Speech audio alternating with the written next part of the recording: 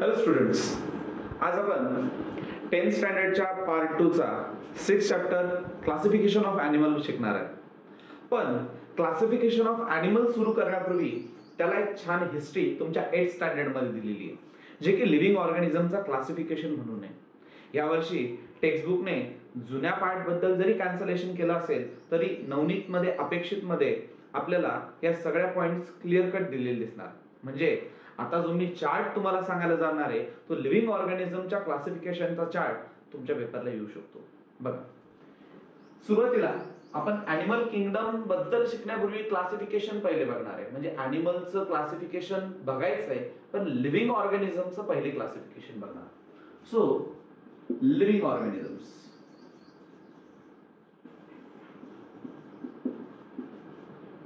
Almostly आता हा 10th स्टँडर्डला वेळ नाहीये, एक्झामही तुमच्या जवळ आलेल्या आहेत की लिव्हिंग ऑर्गॅनिझम कुणाला म्हणावं. बट सरळ जर लिव्हिंग ऑर्गॅनिझमचं क्लासिफिकेशन जर करायचं झालं तर आपण त्याला सेल वरनं क्लासिफाय करतो into 2 types, that is prokaryotic and eukaryotic cells. See, तुम्ही 8th स्टँडर्डलाच बघितलं होतं what is prokaryotic and what is eukaryotic. Prokaryotic are those cells which do not have a true nucleus or nuclear membrane, and whereas those eukaryotic cells which have a true nucleus and have a good cell membrane. Bus depth मध्ये आपण याला बघणार नाही. प्रोकार्योटिकचं जर classification जर करायचं झालं तर याच्यामध्ये एक किंगडम येणार which is kingdom Monera, and while dividing the eukaryotic or classifying it further, the eukaryotics are of two types, that is unicellular and multicellular.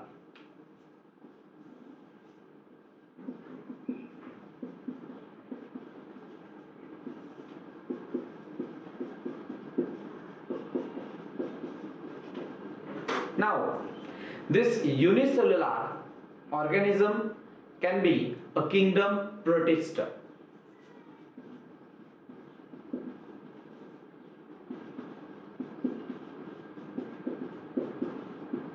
While this multicellular organism are again divided into the two which have a cell with a wall and cell without wall.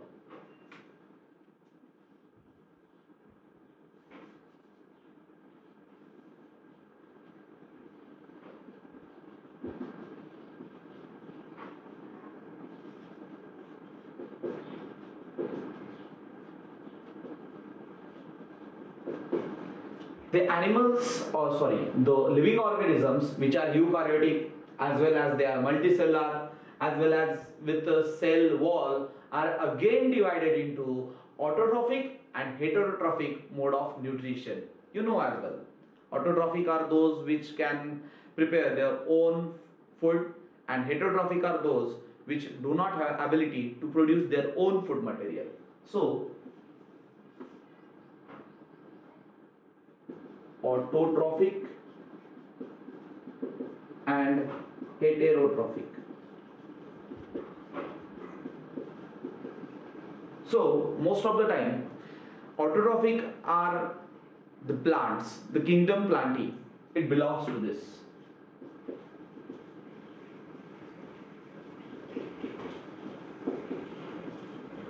आणि heterotrophic मध्ये आपण बघितलेलं आहे kingdom फंजाय.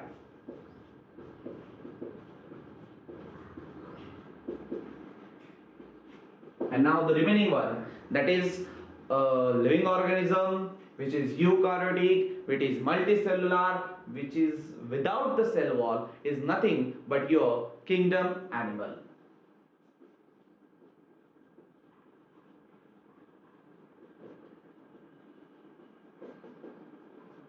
बघा, तर living ऑर्गॅनिझमचं classification करताना आपण prokaryotic आणि युकार्योटिक ह्या सेलच्या प्रकारांमध्ये क्लासिफिकेशन केलं. प्रोकार्योटिक मधून आपण पहिले किंगडम मोनेरा बनवला. बघा, सगळे लिव्हिंग ऑर्गॅनिझम्स 5 किंगडम मध्ये डिवाइड झालेले आहेत. कोणकोणते? Kingdom monera, kingdom protista, kingdom plantae, kingdom fungi and kingdom animalia. बघा याला ज्याला मी अंडरलाईन केलेलं आहे महत्वाचे. आपण सगळ्या लिव्हिंग ऑर्गॅनिझमचं क्लासिफिकेशन फक्त 5 प्रकारच्या किंगडम मध्ये केलेलं आहे. Almostly there are millions of living organisms. एकट्या किंगडम ॲनिमलचा जसं की आपण 10th स्टँडर्डला स्टडी करणार आहे याच्यामध्ये 7 मिलियन ऑर्गॅनिझम्स येतात. 7 मिलियन येतात. ॲनिमल्स म्हणजे 70 लाख ॲनिमलचा स्टडी करावा लागतो. तुम्ही 9th स्टँडर्डलाच किंगडम प्लांटीचा स्टडी केला होता. It was a 6th chapter I thought. आणि आता तुम्ही 10th स्टँडर्डला किंगडम प्लांटीचा स्टडी करणार आहे.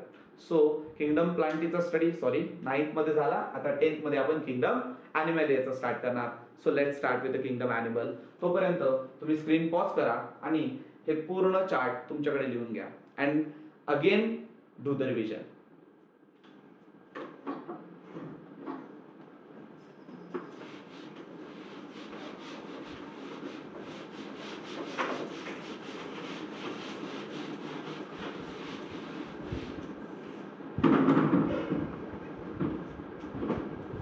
सी ॲनिमल किंगडमचा स्टडी करण्यापूर्वी क्लासिफिकेशनची क्रायटेरिया लक्षात घेणं गरजेचं आहे. क्लासिफिकेशन भरपूर लोकांनी केले. ॲनिमल बद्दल जर क्लासिफिकेशन झाल्याचं बोलायचं झालं तर सगळ्यात पहिली आर्टिफिशियल मेथड मांडली होती ग्रीक फिलॉसॉफर अरिस्टॉटल थिओफ्रेटसने. देन आला जॉन रे, लिनस. या सगळ्यांनी ॲनिमलची बॉडी, त्याची साईज, त्याची हॅबिट, त्याच्या हॅबिटॅट याच्याबद्दलचा स्टडी मांडला. सो मी थोडं त्याच्याबद्दल लिहून देणार. एक हिस्ट्री आहे, पेपरला काही ती येणार नाही पण तरी आपल्याला थोडी माहिती असावी. बघा ग्रीक फिलॉसॉफर होता Aristotle. Then was John Ray, Carl Linnaeus. या सगळ्यांनी ॲनिमलची बॉडी, त्याचं साईज, त्याची हॅबिट आणि हॅबिटॅट याच्यावरती क्लासिफिकेशन केलं. Then next was Dobzhansky and mayor.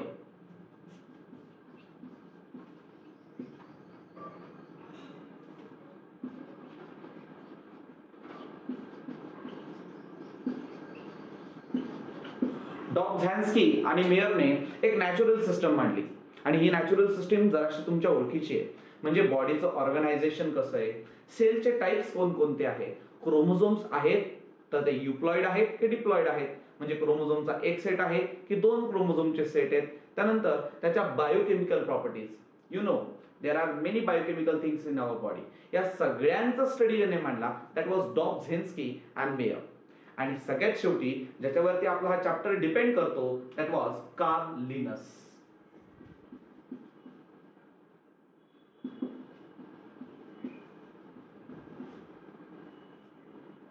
Sorry, Carl whose.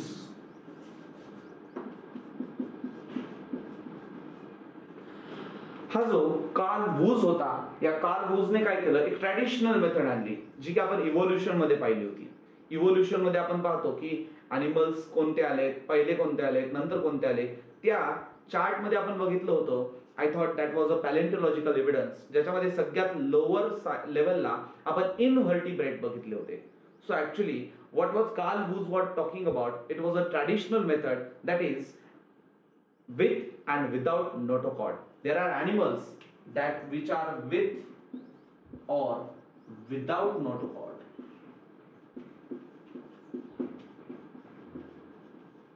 आता हा नोटोकॉर्ड काय असतो बघा. नोटोकॉर्ड हा सपोर्ट देणारा असतो, तुमच्या बॉडीला सपोर्ट देणारा जो असतो तो नोटोकॉर्ड असतो.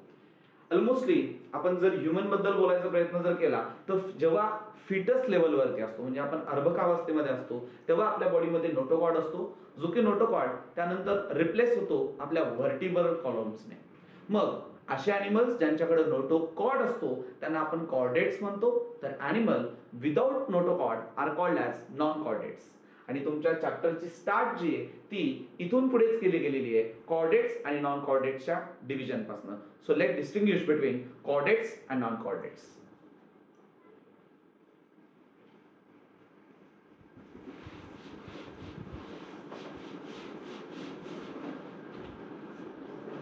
बघा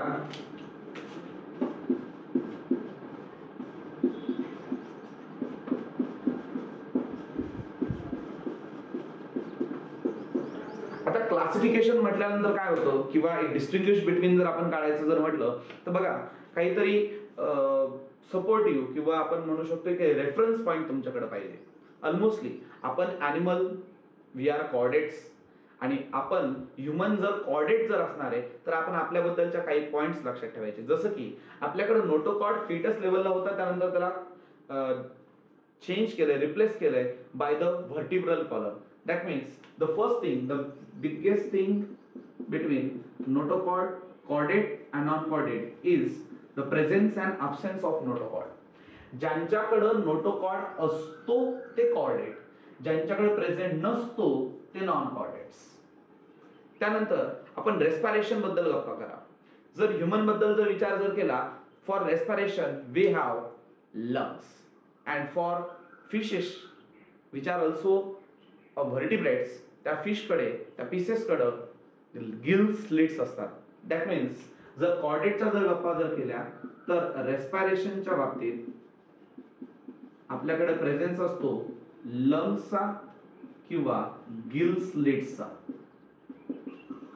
गिल स्लिट्स किंवा त्याला फॅरेंजियल गिल स्लिट्स असे लिहिलं जातं. आणि ज्यांच्याकडं बिलकुल रेस्पिरेशनला कुठल्याही प्रकारचं एक ऑर्गन नसतो किंवा एक सिस्टम नसते, those are non chordates. They don't have anything about the respiration thing. Now if you are talking about the nerve cord, बघा जर आपण ॲनिमलचा विचार करताना जर आपण ह्युमनचा विचार जर केला तर आपली जी नर्व कॉर्ड आहे ती हॉलो आहे, सिंगल आहे आणि ती डॉर्सल साइडला आहे. बघा डॉर्सल आणि व्हेंट्रल हे दोन शब्द तुम्हाला आले पाहिजे. हा जो पाम आहे ही माझी व्हेंट्रल बाजू आहे, तर ही त्याची डॉर्सल बाजू आहे. ही व्हेंट्रल ही डॉर्सल. बघा पाठमोरी बाजू जर असेल, पृष्ठबाजू जर असेल तर त्याला डॉर्सल म्हणायचं आणि समोरील बाजू ज्याला मराठीमध्ये अधर बाजू म्हणतात त्याला तुम्ही व्हेंट्रल असं म्हणायचं. तर मग नर्व कॉर्ड आपला हॉलो आणि सिंगल असतो आणि डॉर्सल पार्टला असतो. So it is hollow then single on dorsal side. whereas in case of non chordate याच्या एकदम ऑपोजिट, इथं हॉलो तर तिथं तो पूर्णपणे भरीव असतो. भरीव म्हणजे सॉलिड. आपल्याकडे नर्व कॉर्ड सिंगल आहे, तिथे पेयर्ड पाहायला मिळतो. तर आपला नर्व कॉर्ड डॉर्सल साइडला आहे, त्यांचा व्हेंट्रल साइडला असतो. नेक्स्ट हार्ट आणि त्याचं असणारं लोकेशन. तर हार्ट बद्दल काय सांगणार?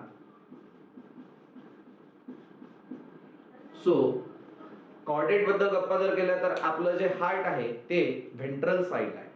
नॉन कॉर्डेट्स, बहुतेक नॉन कॉर्डेट्स मध्ये हार्ट नावाचा ऑर्गनच नसतो, पण जर असला तर त्यांचा तो डॉर्सल पार्ट वरती असतो. हे लक्षात ठेवा. Locate at